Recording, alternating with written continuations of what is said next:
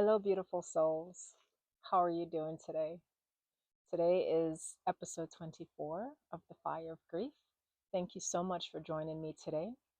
So, today we're going to get into some of the expressions that we might feel in grief. And by expressions, I mean some of the physical, mental, even energetic and spiritual experiences that we might have. So, I have my little computer here because this is in the workbook I created called Navigating Grief. And so I don't want to miss any aspect of it. So, how are you doing wherever you are in the world? I hope you're well. I hope you're rested. I hope you're taking time for yourself. So, how are you? Let's do our embodiment work. So, finding a comfortable place, allowing your body to come to this present moment, exhaling the air out of the mouth.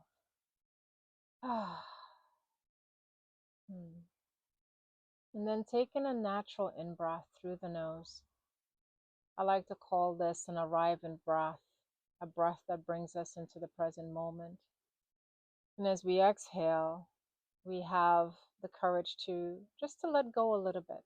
Just let go, to soften the mind, to soften the body, to soften this experience, even if it's just for this few moments of the embodiment exercise.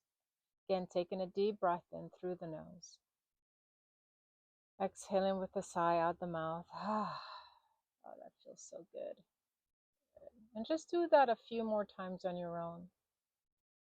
And connecting, feeling, sensing your feet on the ground, your palms on your thighs, and feeling your spine grow and lengthen with every in breath, releasing on every out breath. And so we move into the interior landscape, the inner landscape, the indwelling place where all of who we are housed. We come home to this inner intimacy with ourselves, withdrawing from the world for just a few moments to see how we are doing, how we are faring in the moment. And this is the daily practice for us to pause during the day, preferably in the morning and once maybe during the afternoon and before bed, and to do a personal check-in with ourselves. Let's do one more round and cycle. And then exhale. And today, let's go ahead and just place our palms on our chest. Keep your shoulders and elbows relaxed. And I want you to simply feel and sense your heartbeat. I want you to sense your inner aliveness through the heartbeat. And so in every moment, the invitation is, can I keep coming back to what is real? And what is real is making our way back into the interior landscape of who we are. And there's so much noise externally. We're being pulled in so many different directions. And sometimes that can create anxiety within us, sort of a scattered energy.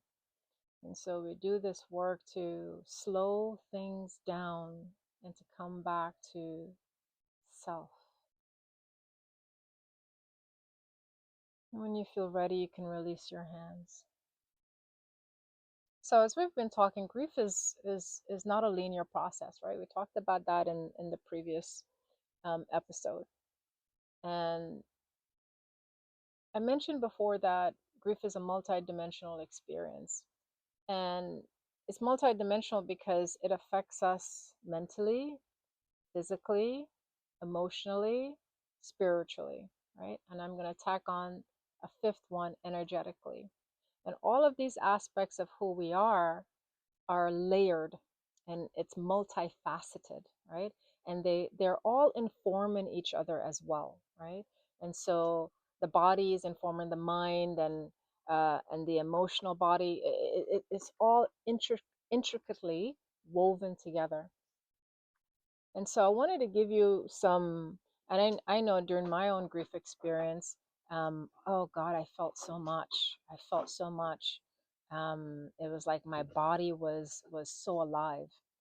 And so there are dogs out here. So if you see the dogs in the background, or you might hear them, um, bear with me. I'm dog sitting today. So let's go through some of the expressions of grief. So let's go to the body. You might have a hollow feeling in your stomach, difficulty swallowing. I had a lot of that. Tight feeling in your chest, absolutely. Headaches, oversensitivity to noise. I can't tell you how much of that I had during my grieving process. I couldn't be I couldn't be a part of loud groups, or big groups, nor to loud noises. Weight gain or loss, I definitely fluctuated throughout the 8 years. Digestive difficulties, absolutely. Weakened immune system, tremor and shakes, sexual impotence, shortness of breath. I had that. I couldn't breathe in properly. So my in breath, the inhalation, was difficult for me during my grieving process. Muscular weaknesses and aches, definitely. I had a lot of issues that showed up in my left hip, which the left hip represents the feminine side, right? And the hip represents moving forward. And so for me, um, when Hassel passed away, I didn't know how I would do this by myself. I had two teenage daughters at the time, and this big house, and he was the financial provider. And so there was a lot of fear on my end about how am I going to move forward? How am I going to do this on my own? Lack of energy and fatigue. You'll need more rest. And this is why I'm always inviting you to rest, to rest, to rest. Dizziness, symptoms of the deceased illness. So Hassel passed away of a pulmonary embolism that he had in his leg. And anytime I had any sort of sensation in my thigh, in my leg, I got a panic attack. I got anxiety. I was like, oh my God, I have a blood clot, right? So don't be surprised if some of that shows up for you. Appetite changes, nausea, dry mouth, you become accident prone, and insomnia. And I had insomnia for quite a while. As a matter of fact, I couldn't even sleep by myself for a couple of months. And so I had my daughter and my niece would take turns sleeping with me, right? So I'm being very transparent here because the grieving process, it's so layered, it's so multifaceted, and it's not one thing or the other. And every person, every individual will have a unique experience. So that's the physical aspect. Let's move to the mental aspect. Confusion, attempt to make sense of the loss, right? And that took me years. Replaying of the last days, visual and auditory illusions, redefining self image, violent thoughts. I definitely had that with the PTSD that happened because of the shock and the suddenness of his passing. Forgetfulness, 100%. Existential questioning. And so I went through an existential crisis because in one moment we were texting on the phone, and then in 20 minutes later he was gone, right? And so I went through a massive existential crisis because it dawned on me in that moment that, oh my God, this death can arrive in any moment. There was no time, like time simply evaporated. And I realized that life is only right here in the now. Right? And it was so powerful and so profound. And this is why death changes you, because you wake up to the illusion that you have time, when in reality, the only time that we have is right now. Mm. Constant thoughts of the deceased, right? That's very self explanatory. We miss our loved ones. Idealization of the deceased. We tend to idolize our partners And none of our partners who have our family members who have passed on, no one was perfect, right? But because there might be feelings of guilt, we tend to idealize them. Inability to concentrate, low levels of motivation, suicidal thoughts, very common. It doesn't mean that you actually want to take action on that, but you have the thoughts. Negative thoughts, 100%. I had that. Hallucinations, sense of disbelief. And that sense of disbelief is, if you had a sudden loss, it's such a different experience than if you've been journeying with someone who who has been terminal and you've been with them throughout the journey. There are two different types of experiences. The suddenness of having something ripped away from you, it takes so much time, and the experiences that you have within your body, the shock of it, um, it lands so deep inside of you that it requires you to be so patient with the healing process, with yourself, and to be present to everything that is unfolding. And also, I really want to confirm this, to reiterate this, is that we can't do this by ourselves, right? We need help, right? So please, if you're moving through intense grief, please seek out some assistance. Right? Please seek out some assistance, so you're not doing this on your own. Emotional. Here are some emotional expressions: denial and disbelief, fear and panic. Right? I had all of those. Guilt, definitely. Relief for them and us, particularly if they've been struggling for a long time with a terminal illness. Irritability, numbness and apathy, loneliness, feeling low on social occasions. Yeah, again, I couldn't stand surface conversations or being a part of groups. Longing to be with the deceased. I went through this, and this one surprised me when I learned of this one. It's not that I wanted to necessarily die, but there was this sense of I want to be with him wherever he's at. I want to be there with him. Sadness, anguish, feelings of being split. I felt like I was 1,000 little molecules floating in the air. So definitely feelings of being split, anger and rage. I remember one day I walked into our closet, and I'm not prone to anger. And I walked into our closet and I saw his clothes hung up, and something came over me. This rage rolled up, coiled up into my body, and I just started screaming and pulling his clothes off of the hangers onto the ground. And I just allowed myself, gave myself permission to do it until I was so exhausted I fell to the ground.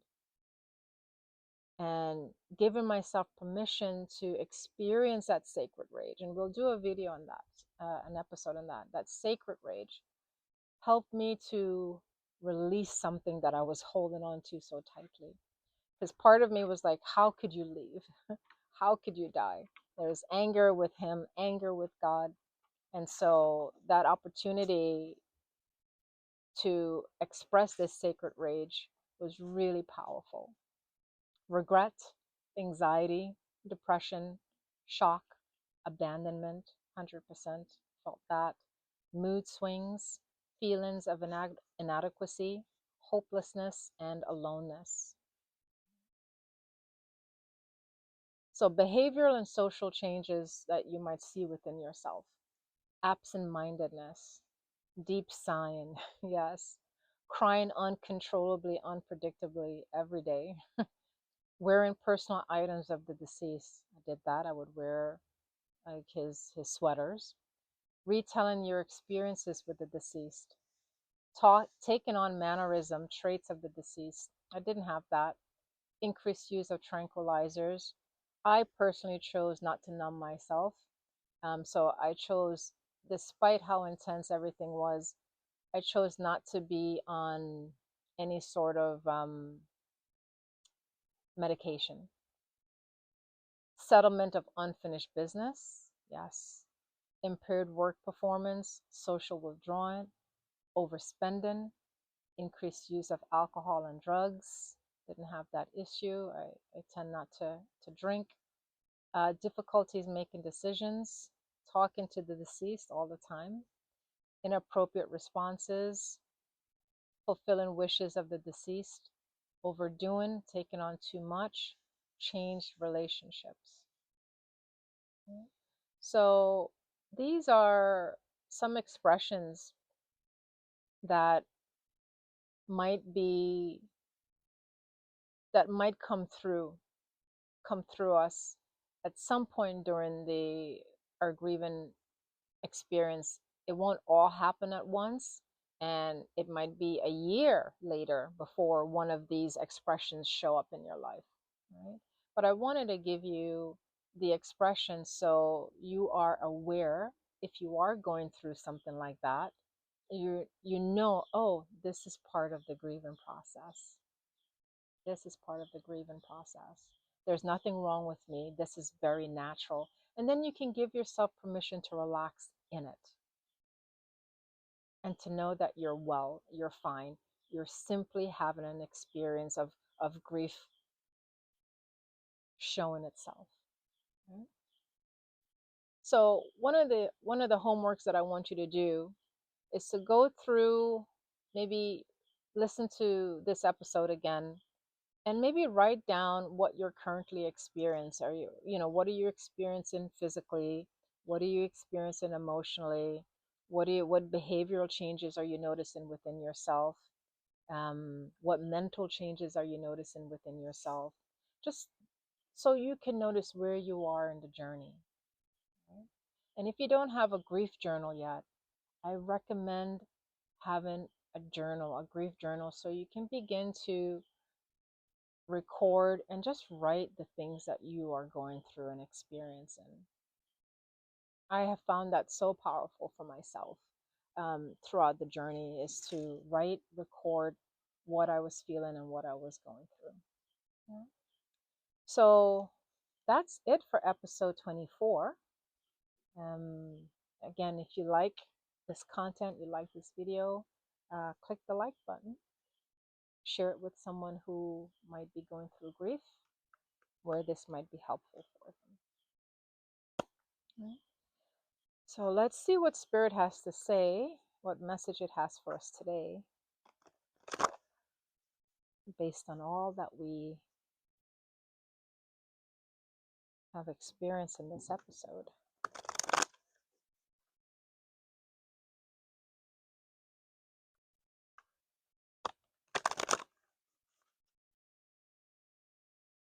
Do you have anything wonderful planned for this weekend? It's hard to believe it's Friday already. My plan is to rest this weekend. I've been tired this week.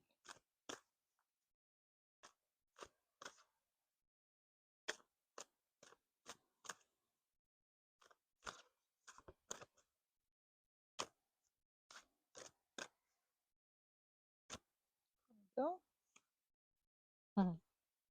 and today's message is love. I've not pulled this card yet. It's love. Beautiful flowers, some clouds in the background, but you can see the blue skies. Right? And for me, this is a reminder that despite the heaviness, despite the clouds, there's beauty that still remains. The beauty is still there. And if we can pan out enough, we can see that, right? Rather than having a narrow, myopic view, if we expand outward, we can see the beautiful flowers, the greenery, the blue skies, despite the clouds in the sky. Yeah. I love that.